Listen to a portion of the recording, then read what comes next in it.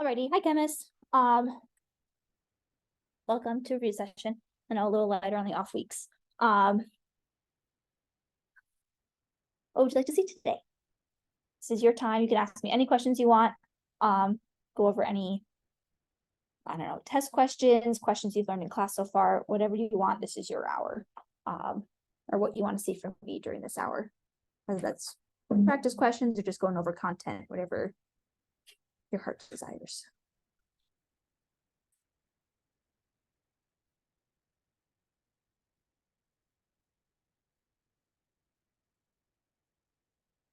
How are you feeling so far about this chapter? Yeah, did you have a question? I was going to say, I know into problems, but I guess give us some examples of what you should. Yeah, sure. I don't know entirely like homework questions yet, what they're going to look like, but we can just do some general like just practice with them, so then it might be easier for when homework and practice exams do come out. Is there something specific within the chapter you want to see practice on, like entropy or and not really? Okay, just kind of just stuff in general. Okay.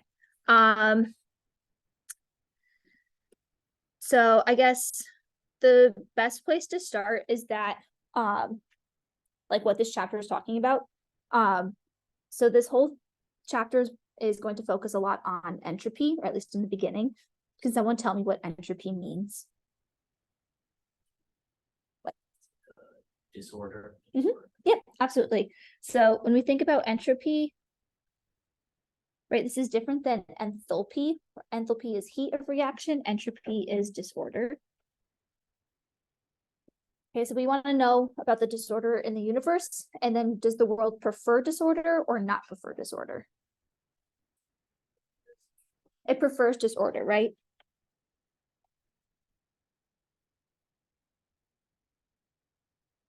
Okay, so if something is going to get more disordered, or there's more like gaseous particles or more things in solution at the end, the world will favor that. So it's always important to know, because that's going to dictate what the sign of delta S is.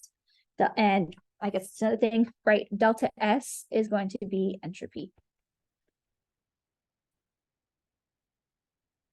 If we're increasing disorder, is delta S going to be positive or negative? Yep.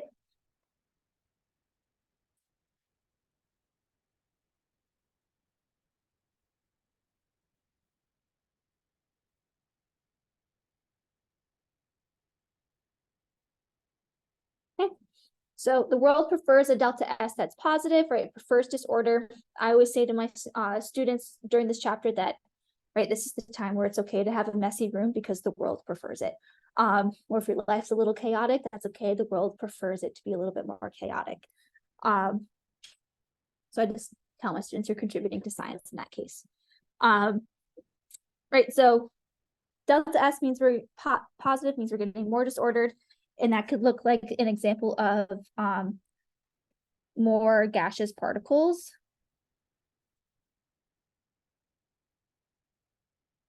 In products. This could be some things dissolving.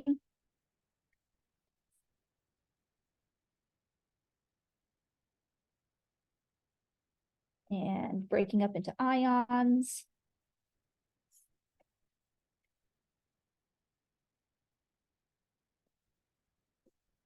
Someone else give me an example of something where entropy is increasing. Ice melting. Right, so this is an phase change of solid to liquid, liquid to gas, or solid to gas.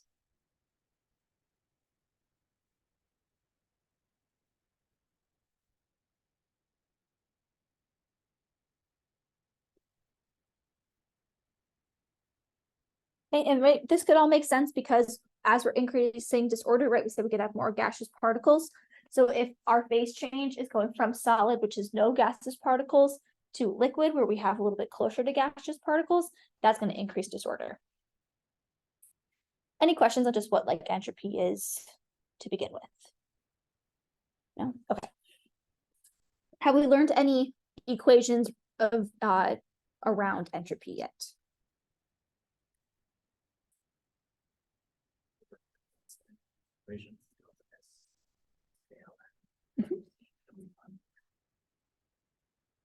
It's like wrote it down.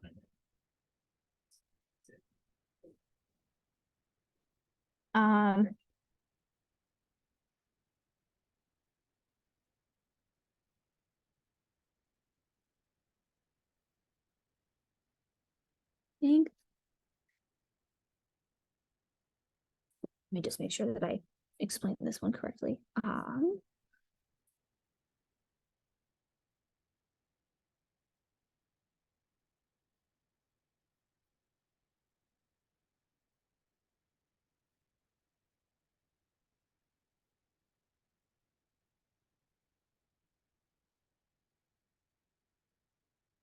Okay, so this seems like it would be a true false question. And so Boltzmann is the one that discovered this. I guess discovered. I don't know of anything that he could ask like science or mathematically in order to prove this one. But that's just an equation that you should know or just should like recognize, I guess, as a true or false question. Ask us to calculate with you. I mean, maybe, but let me. Okay. Yeah, so right, because I think it's the one right where you put like the ball in the different quadrants, right? Yeah. I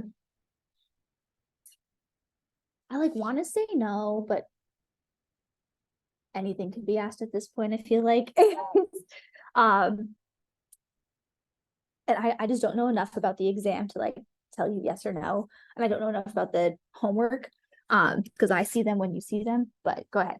Equation, the linking order, he said W initial over final or final initial. I think it is initial or final, but you just put W. Yes. Sorry, I'm trying to look through the notes to see like what the actual thing is. It just looks like W. It's final over initial. Here it is.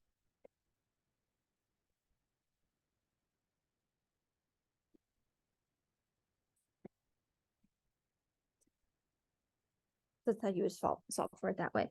And I guess the important thing to note here is that S in this case is your entropy, like we just talked about.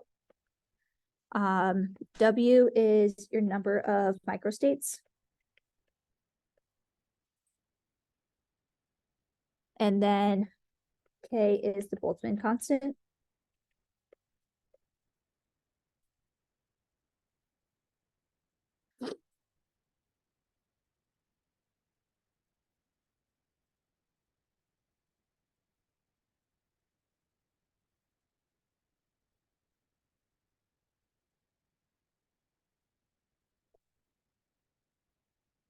Microstates are just like,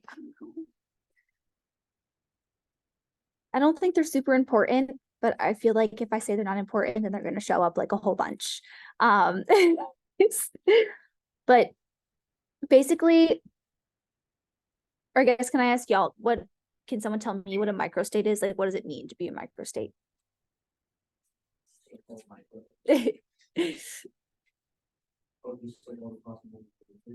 Yep. So when we talk about microstates, this is possible rotations of, I think the atom.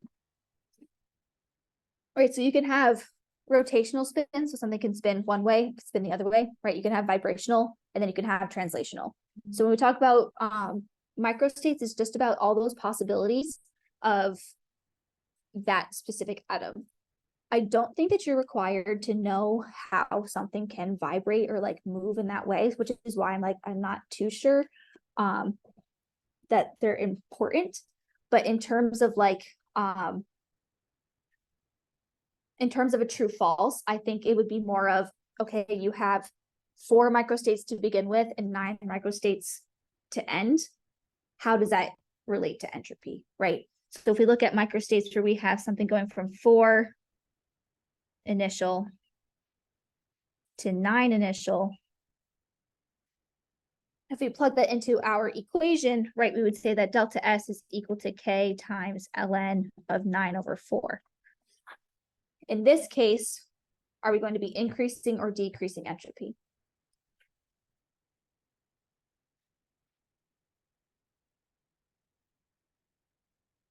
We would be increasing entropy, right? This results in delta S being positive. And so if delta S is positive, then we're going to be increasing entropy. Go ahead. Yep. So I was just saying in the terms of like a true false question, right? If he says, you know, in a reaction, 4 microstates begin and then 9 end, what would be, does entropy increase, right? Or like entropy increases, true or false, right? Then we would say, okay, we have 4 microstates to start with as our initial microstate setting, and then we're now ending after our chemical reaction with 9. So now we have to look at, okay, what does that mean for entropy? And since we're increasing the number of microstates, we're increasing the number of we're increasing entropy overall. So it's just saying like products, reactants and products in terms of initial and final. Does that help answer your question? I mean, what would you rate 9/5 in that case? I think that's because both numbers have the word initial next to them. Oh, sorry.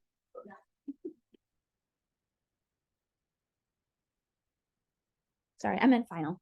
Right, so you're saying you start with 4, end with 9. So this initial and final would then be 9/4. Yep. Even if it's 4/9, it would still be positive, right? Positive delta S. No. So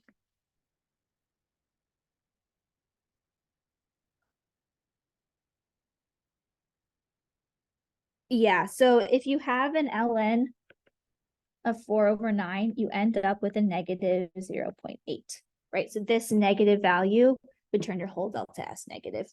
So if it was the opposite, now we're going to be decreasing entropy, because instead of having so many possibilities for rotation or vibration, we've decreased that ability for the molecule to move. And since we're decreasing that ability for it to move, we're getting more solid-like, which is decreasing entropy. Okay, does that help? Okay. I think microstates in this equation would be most likely to be a true-false question. If we get our homework, you know, tomorrow or over the weekend, and there's other questions involved, then I will help explain that later on. But I think that's really, as long as you can tell the difference, or like you can identify this equation and know that equation, I think you should be okay. And I think the other thing, just to reiterate entropy and like the concept of this too, is just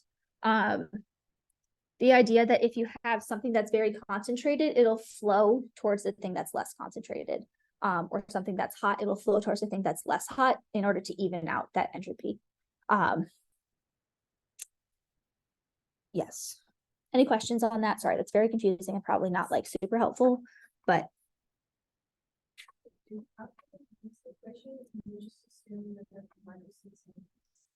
it's pretty much what I think you can assume. The equation just helps you back up your answer. Okay, the big equation that's important for entropy though is your delta S is equal to the S of the products minus the S of the reactants. Did y'all get this far in class? No? Okay, so we'll kind of start, we'll touch a little bit about it, just so it's not coming at you super crazy. But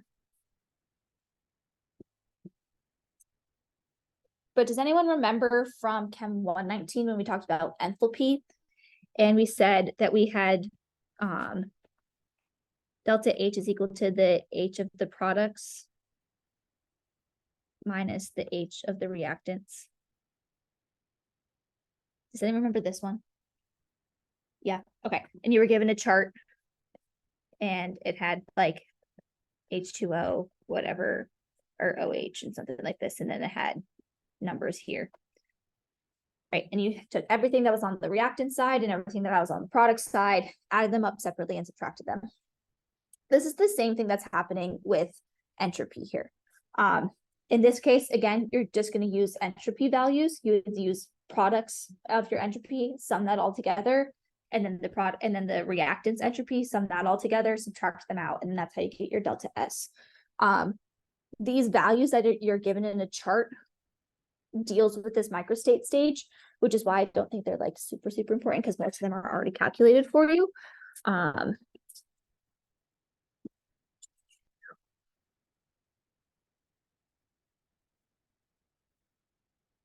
Get a couple equate or practice stuff that we can use with this one. Are there any other questions so far while I'm getting problems? I know it's kind of hard. Go ahead. Do you have to memorize? It's a constant. It should probably be given to you at the top of your paper. Yep. Like we have to do like delta S. Mhm. Will there ever be like a situation where we have to calculate the products and reactants? Would that be given to us? Or something? It should probably be given to you in a chart or like in the question.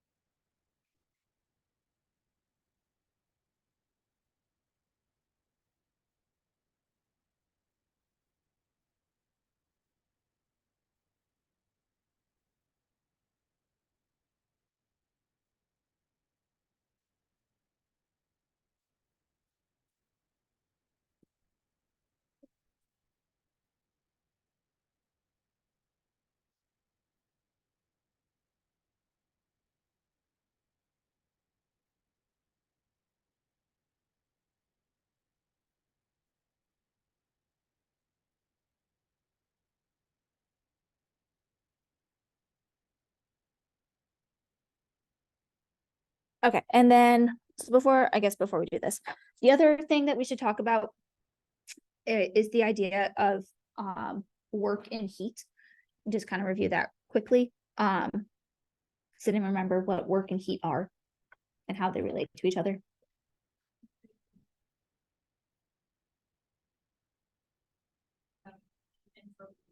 Yep. So right, it contributes to entropy in the like universe or whatever. So if I put the letter Q, what does that usually relate to? Yep. And what about W? Good. And are these path dependent or path independent? Yes, these are path dependent.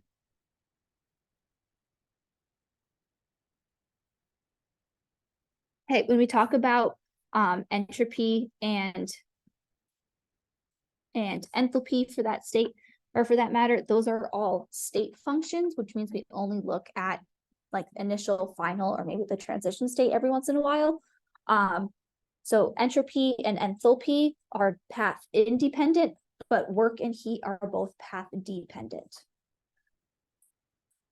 Right, it doesn't matter how you get to the start and final of an entropy system or an enthalpy reaction, right? You could take multiple paths, it will still end up with the same enthalpy. But if you take two different paths between work and heat situations, then you will have different heats or different works surrounding with it.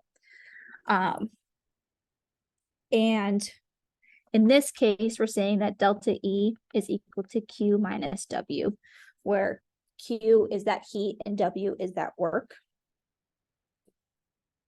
And this is going to be the internal energy of the system.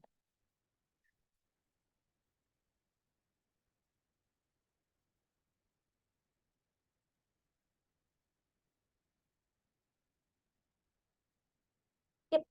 Say that order path dependent is not like order matters. what comes first? No.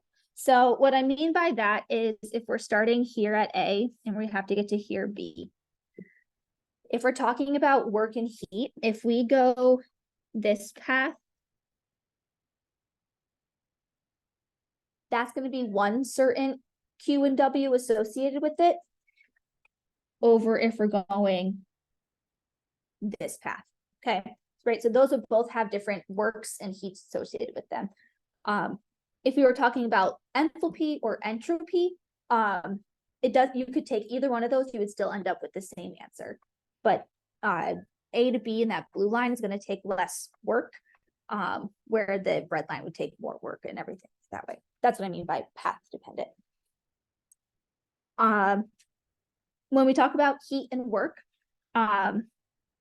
we can have positive and negative signs for them. So if Q is positive, what does that mean?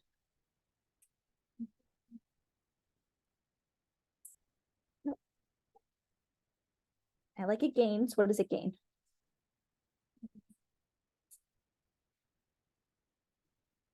So when Q is positive, we're saying that heat is gained from the surroundings.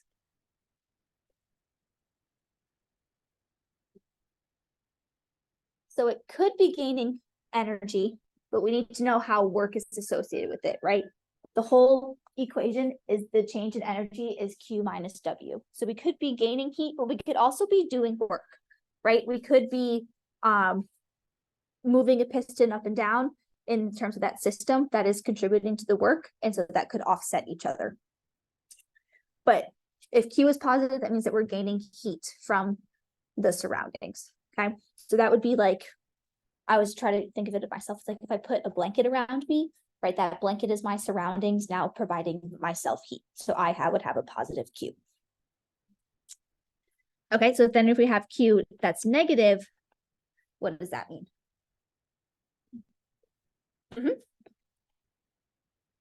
Heat is lost to the surroundings.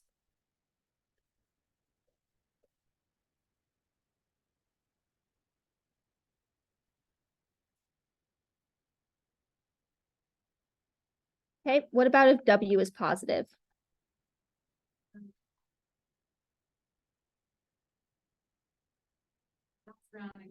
Yes. Yep. Work is done on the system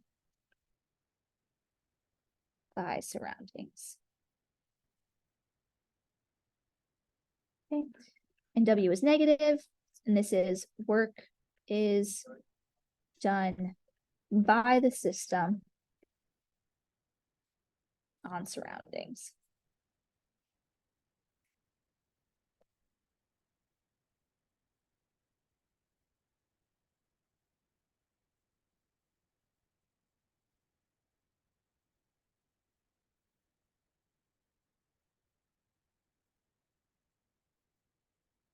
Any questions on positive, negative equations or values?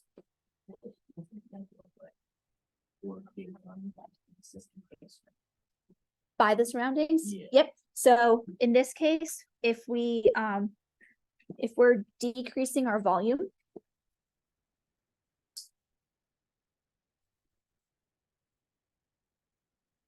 that would be something where this surroundings is doing work on the system.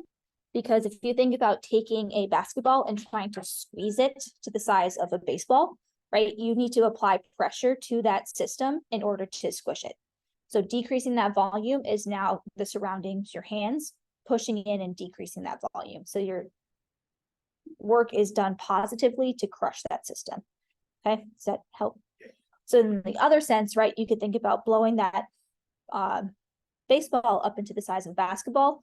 So now increasing that volume, the system has to do work in order to make itself expand.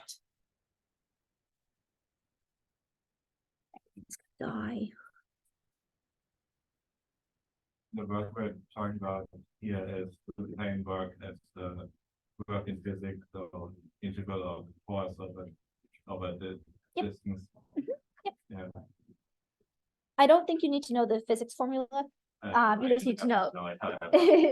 You just need to know the concept of. But not to make any other students panic. This would be interesting. I always like to think about this, like, again, relating to myself, right? In order to get big and strong and expand your muscles, you need to exercise. And so in order to exercise, you have to put work in. And that expands your muscle composition. That helps me. Okay, any questions on that? Yes. I would say yes. Like not something that the system is doing itself. Agitation.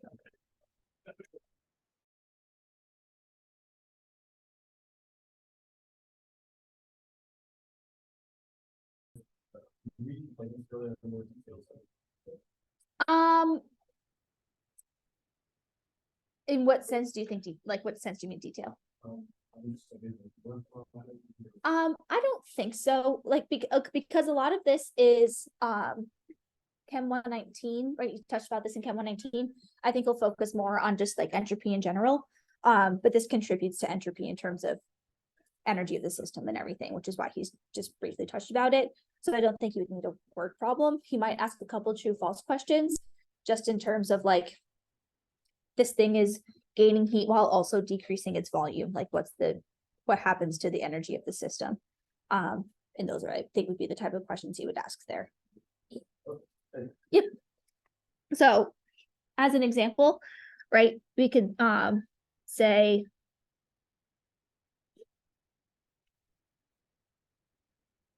the system is gaining energy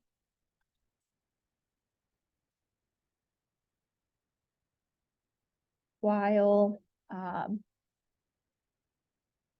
increasing volume. We'll just use what I just said.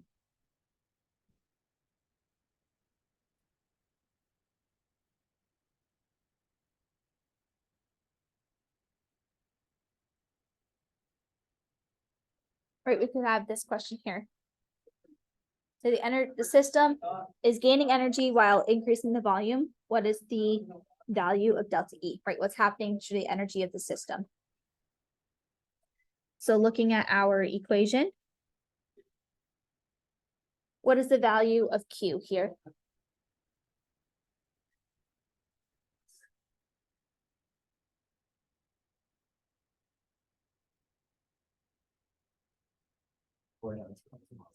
Right here, Q is positive because we always want to have our frame of reference to be the system, right? We always want to know what's happening to the system. And so since the system is gaining energy, we're increasing the heat of the system, okay? So Q is positive, but then heat or the volume is increasing. So when volume is increasing, what value of work do we have? Negative, okay? So if we have a positive minus a negative, what value are we going to have for energy? We have a positive, right? So here, energy increases.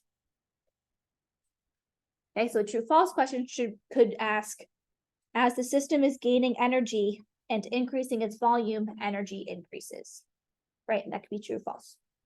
In this case, it would be true because we proved to ourselves that we're gaining heat from the surroundings and we're also doing work. So we're negating our work and that's going to increase our energy.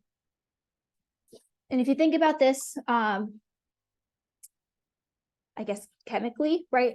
If you are thinking about expanding your volume while giving it heat, if you are boiling a pot of water, right, you're giving heat to those water molecules that'll eventually turn gaseous and so they turn into bubbles.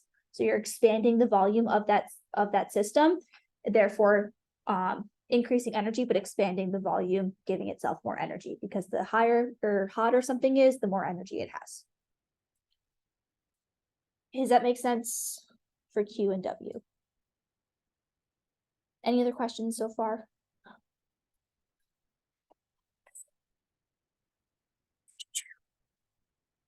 Yep.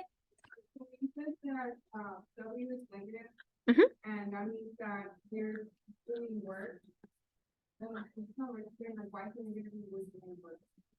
Like, if work is being done, why? Is it just because Q is positive, so then W would be negative? No, so because our volume is increasing, right, that in order for the volume to increase, the system has to do the work to increase its volume itself. We can't, like, the surroundings isn't causing the system to gain its volume, it's the system itself that is increasing its volume. Okay, so that's why we're saying it's positive. Because it is doing work. So it's like, if you think about going to get your hair done, or you're going to get your makeup done, right? Something else, your hairdresser is doing work to you. So you look better afterwards, so you get positive work done to you. Okay, but if you go to the gym and you work out, now you have less energy to begin with, right? So you've now done work, you as a system put in work, you have less at the less now than you started. So the gym except with W. W is negative. Yes. Yep. Does that help? Yeah. Okay. I always try to relate it back to myself. I'm like, I go get my hair done. I look better. Work was done on me. Well, gym, I run. I'm tired. Work was done. Okay. Do. I think that covers everything that you talked about so far. Microstates and all that fun stuff. Blah, blah, blah, blah, blah. Okay. Because you haven't touched on delta G yet, right? No. Nope. Okay. Do you want to hear like a brief intro from me or just save it? Yes, intro from me. Okay. So this is where everything you've learned comes together. So delta G is known as Gibbs free energy.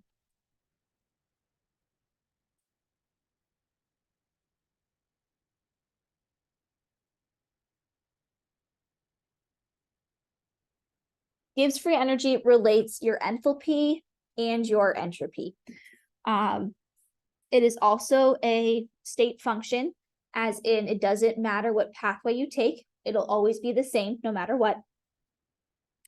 And the big equation that comes off of Gibbs free energy is that delta G is equal to delta H minus T delta S.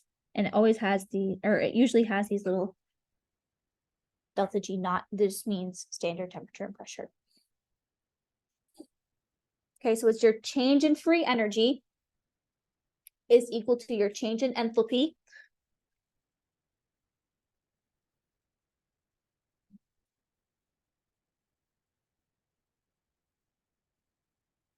minus your temperature,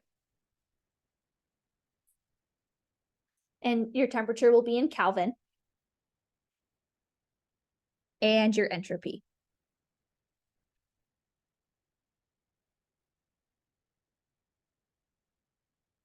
Temperature times. Yep. And entropy or change in it. Change in entropy. So, right, we briefly mentioned the equation delta S is the change in, or the entropy of products minus the entropy in reactants. So you could have a question where you have to find that delta S first and then use it in your delta G equation. Okay.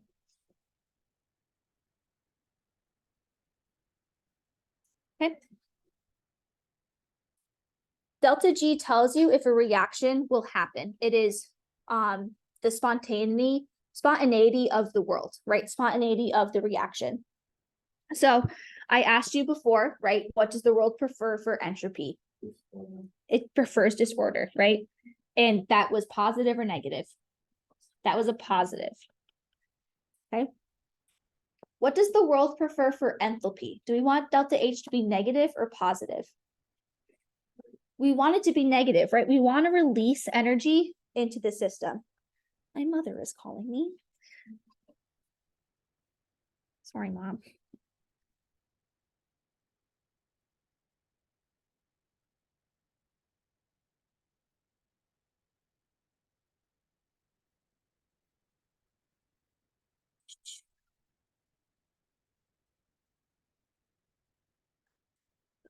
screen.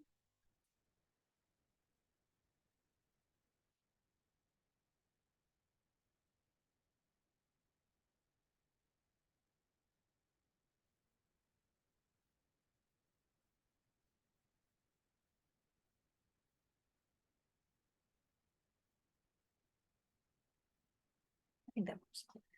Okay.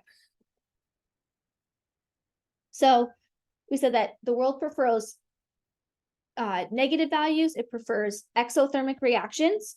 Right, so this would be exothermic. Prefers a negative value. So if we're looking at for a spontaneous reaction, we're saying, does this reaction occur without without any energy happening, right? You say, put this here, what happens? If, oh, you still can't see. How does this work? I forget what I do. Hold on one second.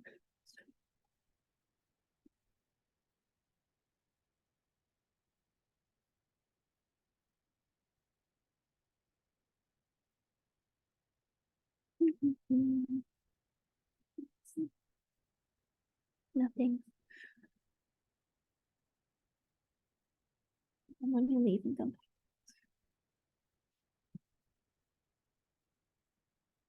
This is the second time someone's called me in a Zoom, and it's really screwed me over.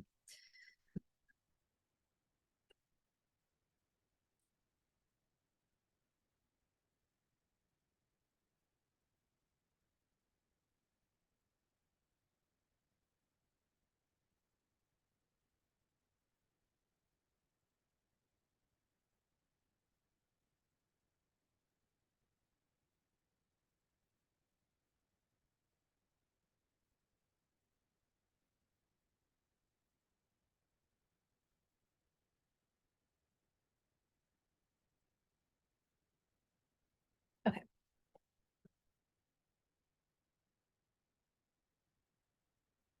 Life is good. Okay. Right, so we said delta H is going to be negative, and we said that delta S is going to be positive. So if we're looking at a negative value, minus is, if temperature is in Kelvin, what value is that always going to be? Always gonna be positive. It's always going to be positive, right? So we have positive, and then if the world prefers disorder, it prefers a positive answer. We have a negative minus a positive, which is essentially a negative plus a negative. So what does that mean delta G will be? And it'll be negative, right? This should also be a negative value, or it should be less than 0. So if something is delta G is less than 0, or delta G is negative, we will have a spontaneous reaction.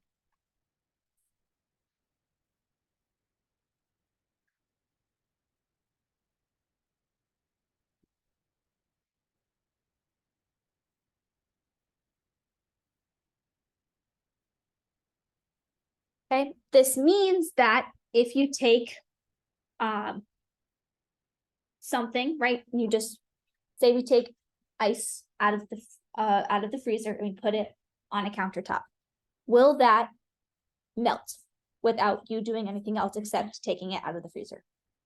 Yes. So that is a spontaneous reaction. Okay. This has been a rough week.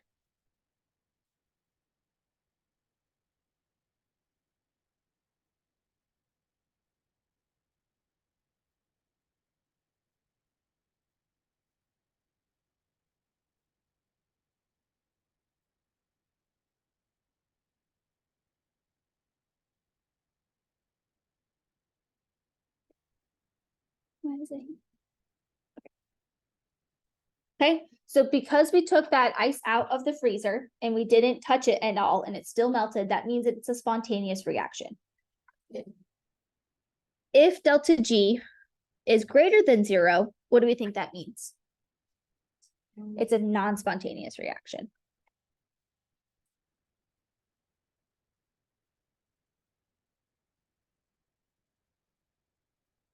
Let's see if y'all are smart. Delta G is equal to 0. Where do you think we are?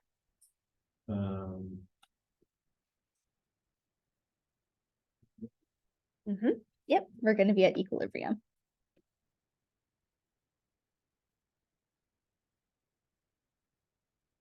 Okay, if we're at equilibrium, this brings in a whole other situation of equations or whatever, but we don't need to worry about that today because I think that'll just confuse you. But you should talk about that probably Friday and Monday. Okay, but those are your three conditions that you have for delta G. Question? No. Okay, any questions on this one?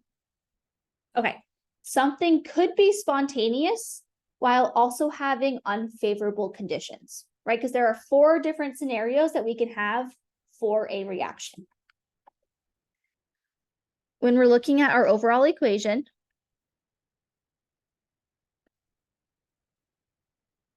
right, we had the one situation where we had delta H was negative and delta S was positive, and so that resulted in delta G being negative.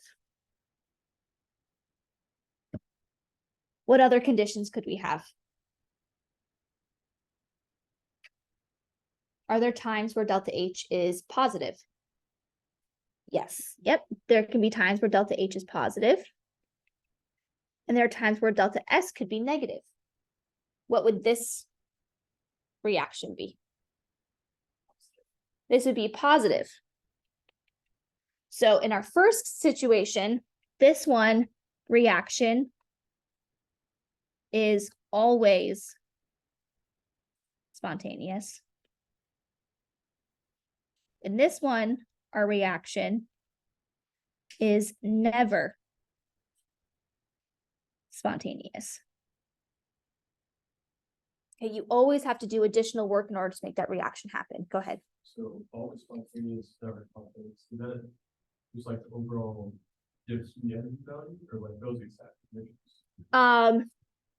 For I guess both, right? Anytime you have a negative delta H and a positive delta S, you will always have a spontaneous reaction because delta G will always be negative. You can't manipulate either one of those delta H or delta S values in order to make Gibbs free energy positive. So it will always just be spontaneous for that reaction at that temperature or at any temperature that you're at. Okay, does that help answer your question? Okay.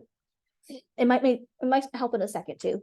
Right, because there are also times where delta H is negative, but then delta S could also be positive. What happens in this case if both of the signs are the same? Nope. Are there times where delta G could be positive? Are there times when delta G could be negative? Yes, right? Your T equation here, or that temperature component, that will always be positive. And so if we're looking at this being positive, right, we have a negative in between here. So right now we have a negative minus a negative. If we can get that second value high enough where we can overcome that initial, or I guess we want it negative. If we can keep that temperature low enough where that first initial delta H value keeps it delta G negative, then we're going to have a spontaneous reaction. So in this case, this one's going to be spontaneous at low temperatures. Okay, this might help with a couple values, right? So if we have something where we have negative 100 minus, we'll say T is 5 Kelvin, and then this is negative 10. Right? If we're solving for delta G, we would say we have negative 100 minus negative 50. So we end up with negative 50. If the value is negative, that means it's spontaneous. Okay, so in this scenario here at 5 Kelvin, we'll have a spontaneous reaction. But if we increase that temperature, now we can say that we have negative 100 minus, we'll call this 100. minus 10. We now have minus 100 minus 1,000. And now we get 900. What do we just do to the delta G value? We made it positive, right? It used to be negative and now it's positive because we've increased that temperature component. So at those lower temperatures, we're going to keep that reaction spontaneous. While at the higher temperatures, it becomes non-spontaneous. Who did I lose? Okay. Wait, repeat what you said. Yep. So when delta H is negative and delta S is negative, we can have a spontaneous reaction at lower temperatures. Because at low temperatures, that delta H in the front will be larger than that second value on the side. Okay, so it'll keep that negative value forward. Okay, does that make sense? In the other case, we could have positive and positive for delta H and delta S. So if it's negative and negative and spontaneous at low temperatures, what is positive and positive going to be? Positive.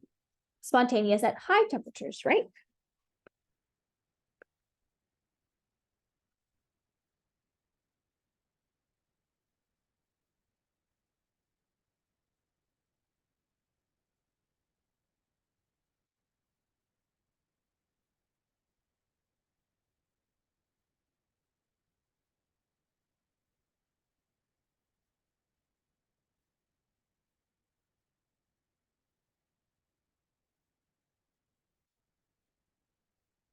Does everyone see from the equation how these conditions hold and why that makes sense? Yes, okay. You can solve for when a reaction will become spontaneous, because when a reaction becomes spontaneous will be different for each reaction you have, by setting delta G equal to 0. So when a reaction becomes spontaneous, you now have delta G. This turns into 0 is equal to delta H minus T delta S, and T delta S will be equal to delta H. And you can solve for temperature this way.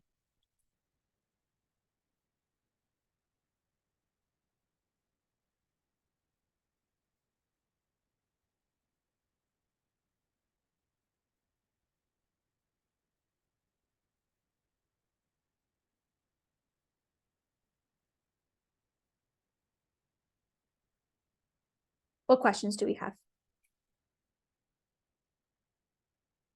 Yep. I can attempt one.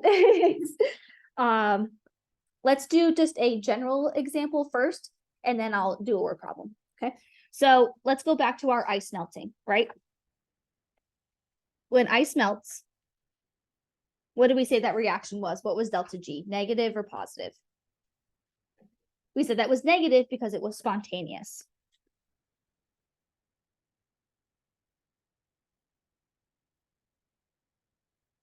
Okay. When ice melts, what is delta H for ice melting?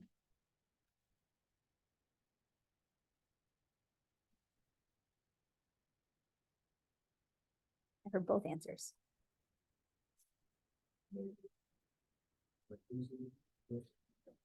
So it's not losing. So when we're going from solid to liquid and then liquid to gas, we have to apply heat to the system. And if we're applying heat to the system, we're having a positive delta H. Yep. So delta H will be positive.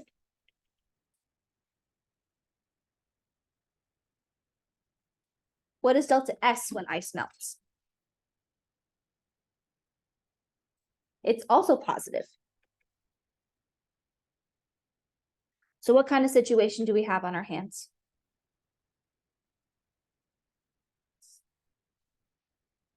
Right, positive and positive, it's spontaneous at high temperatures. So what does this mean, right? If your house, since it's really freaking cold out, right? If your house has no heat on right now and it's 50 degrees, will your reaction be more or less spontaneous after you turn the heat on and now it's at 68 degrees?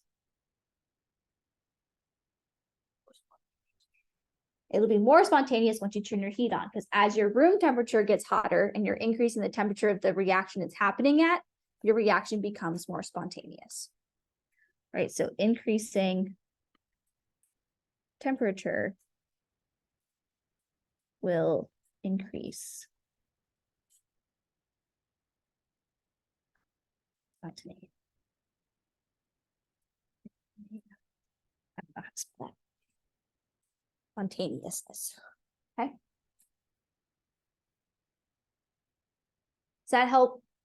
I kind of put it to a real life example of what's happening. Yes. Okay. Let's try a word problem.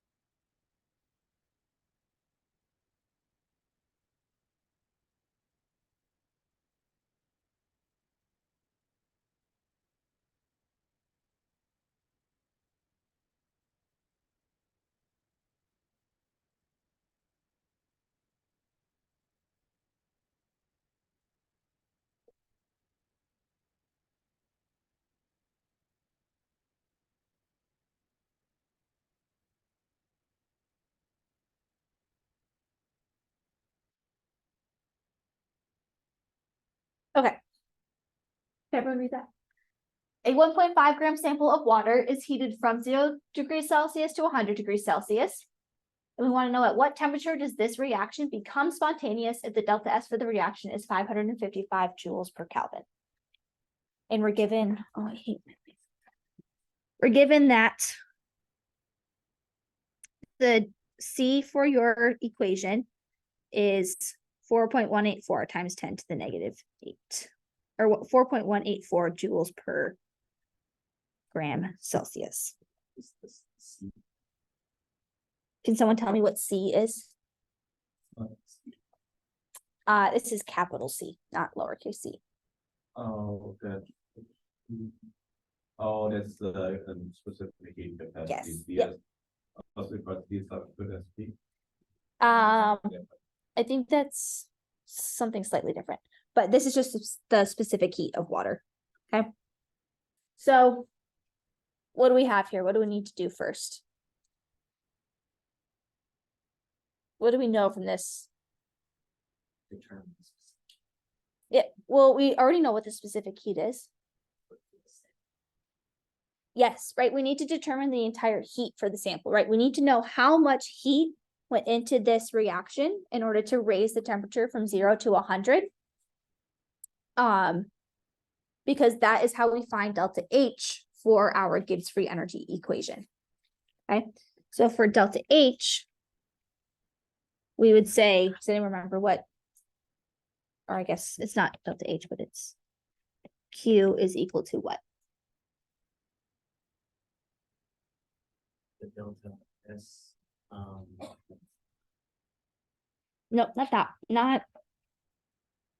This is back from 119, this equation. This one is Q is equal to MC delta T. Remember this one? Oh, I Right. remember it wrong. I remember you put them there. Yep. So this brings back all of your thermodynamics from last semester, or from when you took 119. But here, Q is the heat of the reaction, which will equate to our delta H of the reaction. So we can find Q by saying we know what our mass is, it's 1.5 grams. We know C, this is 4.184. And we know delta T, what is delta T going to be? It'll be 100 because we have 100 minus 0.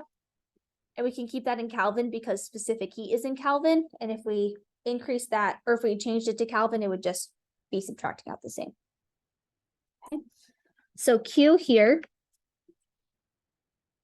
is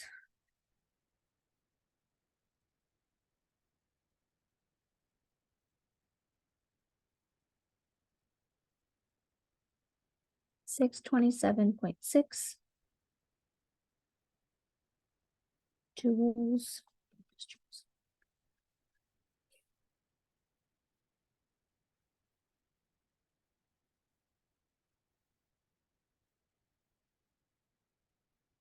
Okay, any questions how we found Q? Does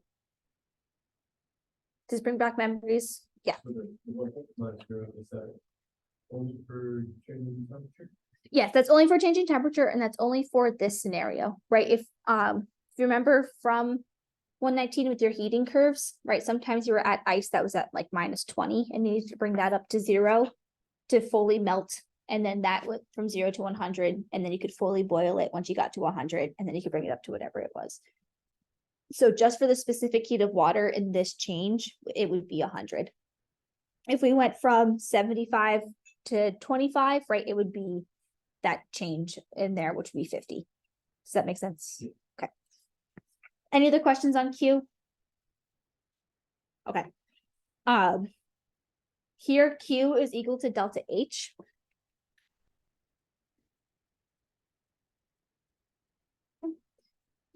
So then we know from our Gibbs free energy that delta G will be equal to delta H minus T delta S. What do we say about something becoming spontaneous? Negative. It's spontaneous when it has negative free energy. What about when it's becoming spontaneous? What is Q there? Q equals Q is equal to, yep, we know that Q is equal to delta H, but how does that play into delta G? Sorry, was I saying Q? What is delta G? If it's delta G is negative, it's spontaneous. What is it when it becomes spontaneous?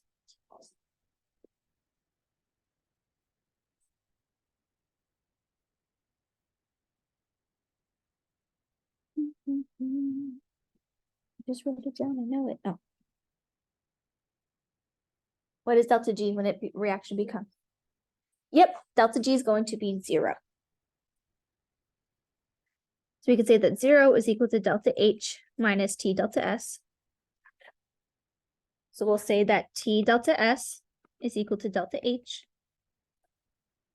Right, we're looking for that T value. So we can say that T is equal to delta H over delta S. What was delta H in this situation? The Q value we just found.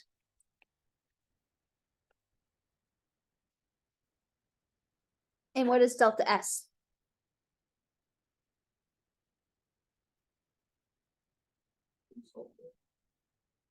It's 555. Yep, it was given to us in our question.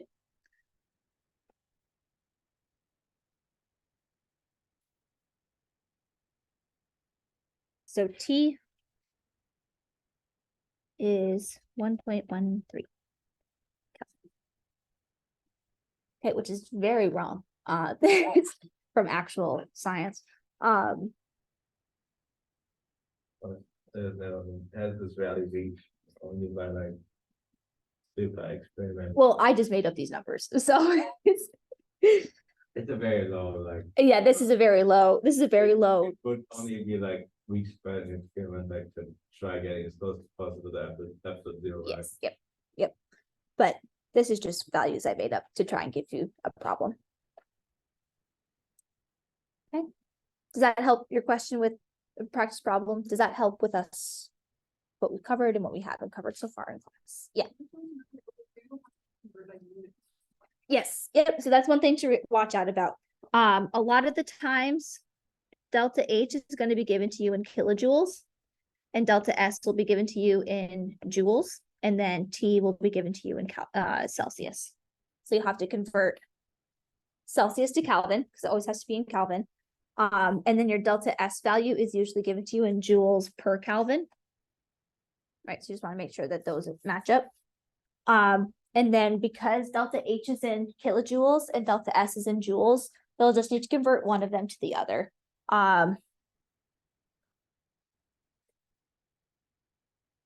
It's just a preference on what you want to do. Sometimes I think it's easier to go from kilojoules to joules rather than the other way around, just to have bigger numbers. But that's totally your preference on what you want to use. I believe delta G is usually given to you in kilojoules. So if you just want to stick with kilojoules all the way around, then that's fine. But either one should give you the correct answer. What other questions do we have?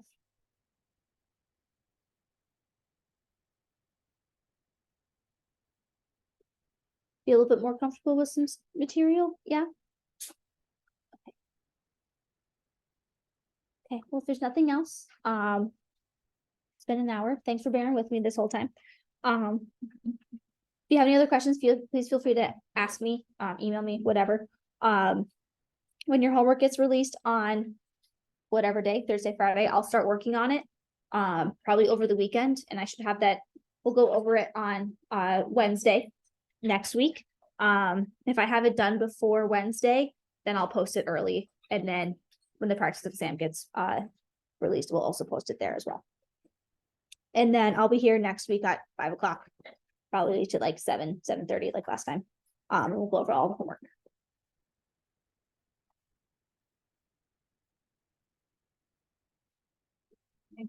I don't. Yeah, he hasn't told me to come pick him up yet. Okay. So I think he's doing the makeup exams either right now or tomorrow. But I will have him next week. Definitely. Yeah. Yeah, of course.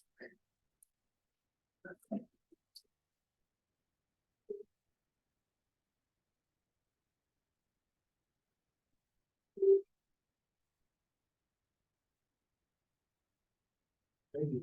Thank you. Have a great day.